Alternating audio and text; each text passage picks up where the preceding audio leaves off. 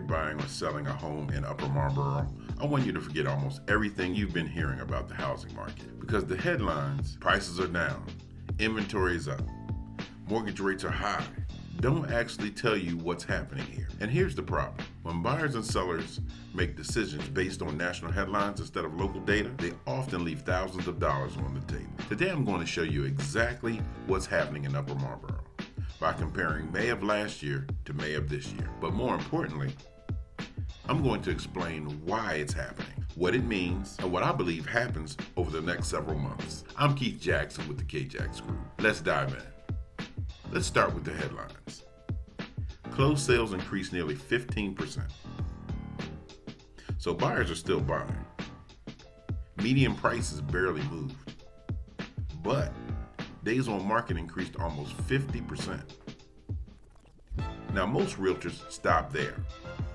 They simply read those numbers. But that's where the story actually begins. Those three statistics tell us something much bigger. This isn't a weak market.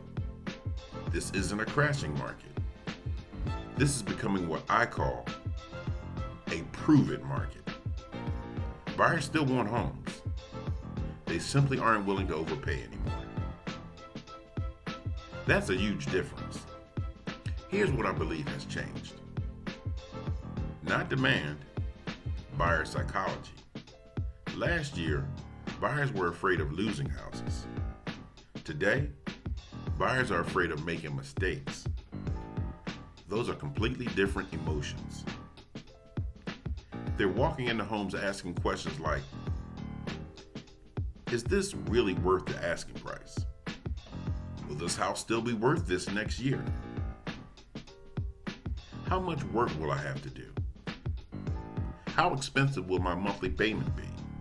In other words, buyers aren't chasing homes. They're evaluating them.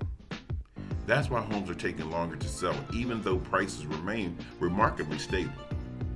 Now let's talk about detached homes.